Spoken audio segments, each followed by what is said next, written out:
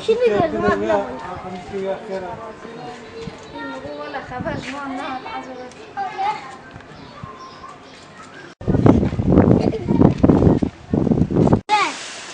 شكلها سيئة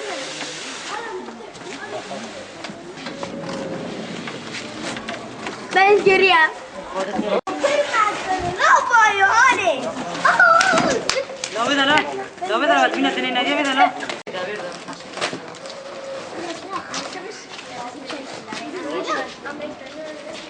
ده yemek sana var. Ben yemeğe gidiyorum.